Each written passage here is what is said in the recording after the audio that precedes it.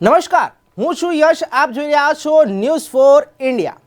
કારણ કે news for India એક એવી ન્યૂઝ ચેનલ છે કે જે સાચી હકીકત જણાવે છે, જનતાના મુદ્દા ઉઠાવે છે. કારણ કે સાચી વાત કહેવાનો હક અમને પણ છે અને સાચી વાત જાણવાનો હક તમને પણ છે. પાટણ જિલ્લાના રાધનપુર પંથકમાં કમોસમી માવઠા બાદ ખેડૂત વર્ગ ચિંતિત જોવા મળી રહ્યો છે. કમોસમી વરસાદને લઈને રાધનપુર તાલુકાના ગ્રામ્ય વિસ્તારોમાં વ્યાપક પ્રમાણમાં ખેડૂતોને નુકસાન થયું છે.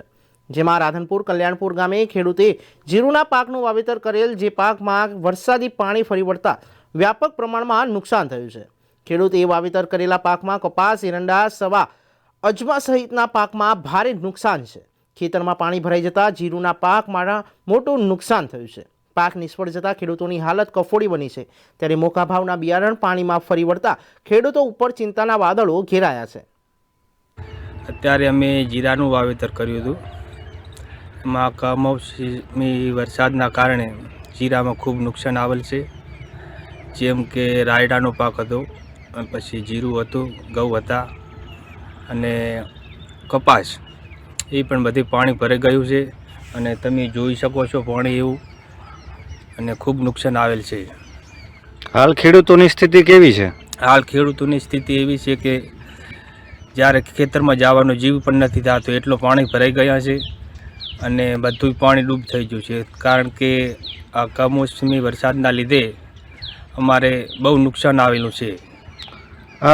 વાવેતર તમે જે જીરાનું કર્યું છે એ નિષ્ફળ જશે કે કેમ?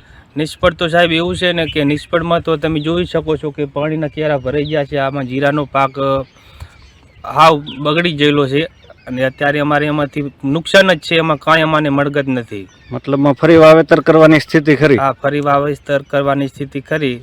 અને ખર્ચો પણ સાહેબ અમારે લગભગ જીરાનો છે, વાવેતર છે, બિયારણ છે, ટ્રેક્ટરની ખેડ છે, તો એનું નુકસાન લગભગ લાખો રૂપિયાનું નુકસાન છે અમારે.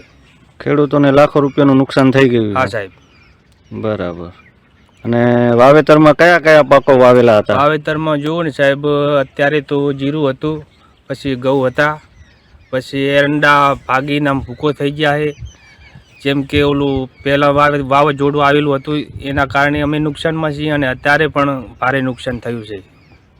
તમે સરકાર જોડે શું કહેવા માગશો? અમે સરકારને એટલી વિનંતી કરીએ છીએ કે અમારે આ નુકસાન થયું છે એની ભરપાઈ કરી આપે, અને સરકારશ્રીને વિનંતી છે કે અમારી સામે કાંઈક કરે એવું.